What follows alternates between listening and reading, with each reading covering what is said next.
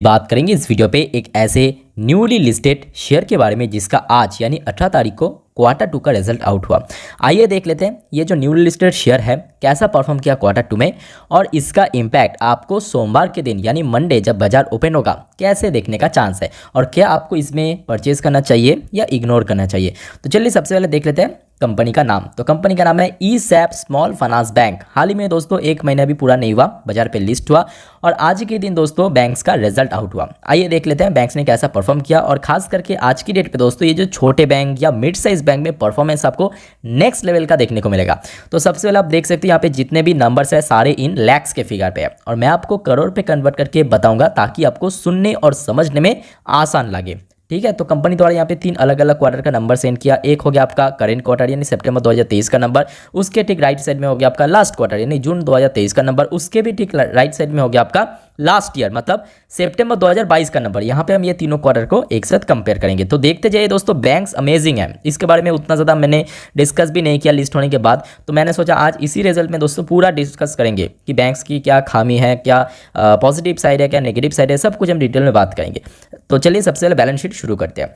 Total income की बात करें तो इस बार दोस्तों बैंक्स का जो टोटल इनकम का नंबर आया 1022 करोड़ रुपए यानी सीधा सीधा 4 डिजिट में। जैसे कि आप देख सकते हो कि लास्ट क्वार्टर में भी कंपनी की जो टोटल इनकम का नंबर था 991 करोड़ रुपीज़, 991 करोड़ रुपए। अच्छा और एक बात यहाँ पे ध्यान से देखना कि यहाँ पे जितने भी नंबर है लैक्स में है। मैं आपको बार बार इसलिए बोल रहा हूँ कि लोग अक्सर कमेंट में बोलते हैं कि सर आपने गलत फिगर स्पेल किया, तो ऐसा नहीं है, लैक्स पे मैं आपको करोड़ पे कन्वर्ट करके बोल रहा हूँ। ठीक है, तो इस बार कंपनी 1022 करोड़ की टोटल इनकम जनरेट किया जो कि क्वार्टर ऑन क्वार्टर बेस पे बहुत ही शानदार growth. Even year on year base पे बात करें ग्रोथ दोस्तों काफ़ी बढ़िया रहा। लगभग 753 करोड़ की टोटल इनकम जनरेट किया था कंपनी लास्ट ईयर पे सितंबर 2022 पे, सीधा सीधा 750 करोड़ से बढ़ के 1000 करोड़ के ऊपर पहुंच चुका है। यानी कंपनी जो है क्वार्टरली बात करें या ईयरली बात करें बहुत अच्छा परफॉर्म दिखाया।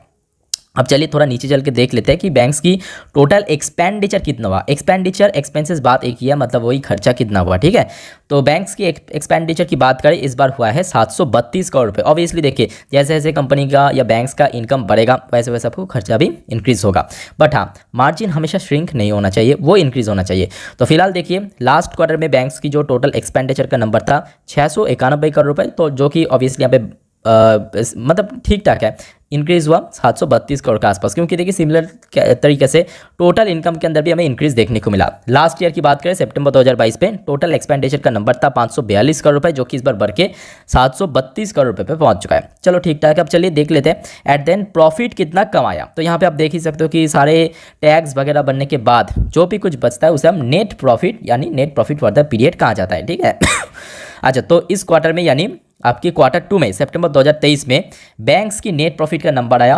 140 करोड़ रुपीस, 140 करोड़ रुपए। ध्यान से देखना लास्ट क्वार्टर में ये नंबर था 130 करोड़ के आसपास, 130 करोड़ से जस्ट यहाँ पे मतलब थोड़ा सा ही कम 129 करोड़ के आसपास, मतलब 129.96 करोड़, जो कि इस बार क्वार्टर ऑन क्वार्टर बेस पे काफ़ी बढ़िया ग्रोथ बैंक्स ने रखा। साथ ही साथ दोस्तों अगर हम ईयर ऑन ईयर को पकड़ ले तो लास्ट ईयर पे आप देख ही सकते हो बैंक्स की टोटल नेट प्रॉफिट आया था 57.5 करोड़ रुपए। तो वहां से दोस्तों सीधा सीधा जंप करके 140 करोड़ यानी ईयर ऑन ईयर बेसिस पे अगर हम परसेंटेज वाइज कैलकुलेट करें तो आपको नियर अबाउट 145% की ग्रोथ दिख जाएगा। यानी एक तो क्वार्टर ऑन क्वार्टर बेस पे भी ग्रोथ रखा, ईयर ऑन ईयर बेस पे भी ग्रोथ रखा, चाहे टोटल इनकम की बात करें या मार्जिन की बात करें या हम बात करें कंपनी की टोटल नेट प्रॉफिट, यानी ओवरऑल बात करें ग्रोथ हमें काफ़ी बढ़िया देखने को मिला। अब देखिए इतने सारे पॉजिटिव जो पॉइंट्स है इसके बीच में कुछ नेगेटिव पार्ट भी है। चलिए देख लेते हैं नेगेटिव पार्ट क्या है। अब जैसे कि आपको मालूम है कि कोई बैंक्स के लिए उसका जो एनपीए है वो भी दोस्तों बहुत ज़्यादा इंपॉर्टेंट है। ठीक है, तो चलो ठीक है, मेन इंपॉर्टेंट पार्ट तो है कि इसके प्रॉफिट जनरेट करे बैंक्स ने, अच्छी बात है, but at the same time इसका जो ग्रॉस एनपीए और नेट एनपीए है वो ईयर ऑन ईयर बेस पे भले ही ड्रॉप देखने को मिला but quarter on quarter base पे फिर से इंक्रीज हो चुका है, जो कि बिल्कुल ही अच्छी बात नहीं है। तो आप देख ही सकते हो इस क्वार्टर में बैंक्स का जो ग्रॉस एनपीए रहा 2.64%, जो कि क्वार्टर ऑन क्वार्टर बेस पे इंक्रीज हुआ, वो भी कोई छोटा मोटा नहीं, करीब करीब 1% के आसपास। देखिए 1.65% था, इस पर बढ़ के 2.64% पहुंच चुका है। But at the same time ये बात भी सही है कि ईयर ऑन ईयर बेसिस पे मैसिव डाउनफॉल देखने को मिला, जो कि सबसे अच्छी पार्ट है। अच्छा बहुत लोगों को लगेगा कि हमें डाउनफॉल मतलब खराब कैसे है, तो एनपीए मतलब आपके नॉन परफॉर्मिंग एसेट्स।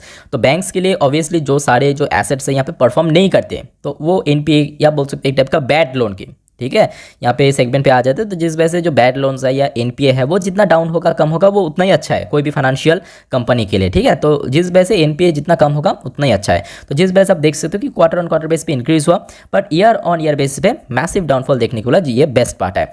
और at the same time obviously क्योंकि ग्रॉस एनपीए भी बढ़ चुका है, जिस वजह से नेट एनपीए भी क्वार्टरली इंक्रीज हुआ, 0.81% से बढ़ के 1.19% हो चुका है। But at the same time year on year basis पे भी डाउनफॉल देखने को मिला, 4.34% से सीधा ड्रॉप होके 1.19% पे पहुंच चुका है, ठीक है। साथ ही साथ हमने देखा कि ऑब्वियसली कंपनी की मतलब बैंक्स का जो नेट प्रॉफिट है, इनकम है, इसमें इतना अच्छा ग्रोथ के बाद बैंक्स का जो ईपीएस है, अर्निंग पर शेयर, उसमें भी काफ़ी चेंजेस देखने को मिला। पहले देखिए लास्ट ईयर पे था 1.28 का basic and diluted, last quarter में था 2.89 का बेसिक एंड डायलूटेड, इस बार देखिए बेसिक रहा 3.12 का, डायलूटेड रहा 3.11 का। बाकी दोस्तों आपको कैसा लगा ये बैंक्स की रिजल्ट, प्लीज़ कमेंट करके कमेंट बॉक्स में जरूर बताइए। और आपके पास क्या ये बैंक्स का शेयर है, क्योंकि अक्सर मैं पोर्टफोलियो रिव्यू के समय देखता हूँ कि बहुत सारे न्यू इन्वेस्टर जो अभी अभी इन्वेस्ट करना शुरू किया, ये बैंक्स के शेयर भी परचेज किया, जैसे लिस्ट हुआ एकदम तुरंत, क्योंकि लिस्ट हुआ देखिए ज़्यादा पुरानी बात नहीं है, 2 हफ्ते भी आई थिंक मतलब ज़्यादा हो जाएगा, 2 हफ्ता भी पूरा नहीं हुआ। अब चले दोस्तों, रिजल्ट तो हमने देख लिया, अब सीधा शेयर के बारे में यानी कंपनी के बारे में थोड़ा हम डिटेल में बात करेंगे। ब्राउजर के ऊपर शुरुआत करेंगे, बट उसके पहले अगर आपको वीडियो भी तक अच्छा लगा, इन्फॉर्मेटिव लगा, प्लीज़ वीडियो को लाइक करना, साथ में चैनल को भी सब्सक्राइब करके जरूर रखना। और आप सभी को मैं रिक्वेस्ट करूंगा, आपको अगर कोई शेयर्स के बारे में जानना है, कोई भी शेयर्स के बारे में पूछना है, तो प्लीज़ कमेंट के बॉक्स में कमेंट करके बताइए, क्योंकि आप जब तक बोलेंगे नहीं तो मुझे कैसे मालूम पड़ेगा, है ना। तो प्लीज़ बताइए कौन सी टॉपिक के बारे में आगे हम वीडियो अपलोड करें, ठीक है। तो नेक्स्ट देखिए, कंपनी का नाम तो ऑलरेडी मैंने आपको दिखा दिया, ईसैप स्मॉल फाइनेंस बैंक लिमिटेड, जो कि हाल ही में लिस्ट हुआ, ज़्यादा पुराने बात नहीं, मैं आपको दिखा देता हूँ कब लिस्ट हुआ। ये देखिए 10 नवंबर 10 नवंबर लास्ट ईयर, लास्ट हफ्ते फ्राइडे के दिन लिस्ट हुआ, मतलब एक हफ्ता ही हुआ है बाजार में लिस्ट हुआ। और एक हफ्ते में हमने देखा शुरुआत में काफ़ी ऊपर था, 70 के ऊपर था, उसके बाद एकदम से ड्रॉप हुआ, बिकॉज लास्ट ट्रेडिंग वीक पे भी थोड़ा बहुत हमें बैंक्स के अंदर प्रेशराइज देखने को मिला। और आज बैंक्स की रिजल्ट आउट हुआ, रिजल्ट आई थिंक काफ़ी ठीक ठाक हुआ, मतलब जिस टाइप की बैंक्स है, ऑब्वियसली छोटे बैंक से तो थोड़ा बहुत एनपीए ज़्यादा रहेगा, बट ओवरऑल बात करें परफॉर्मेंस दोस्तों काफ़ी बढ़िया रहा। जैसे कि आप देख सकते हो मनी कंट्रोल की वेबसाइट में 145% की ग्रोथ रहा ईयर ऑन ईयर बेस पे, बाकी सेगमेंट पे भी काफ़ी अच्छा ग्रोथ बैंक्स ने रखा। अब देखिए आज की डेट में मैं आपको बार बार इसलिए बोल रहा हूँ कि देखिए कोई भी मतलब देखिए आज हमारे भारत देश जो जहाँ पे खड़ा है ना, वहाँ पे इकोनॉमिक ग्रोथ बहुत फास्ट पेस में हो रहा है।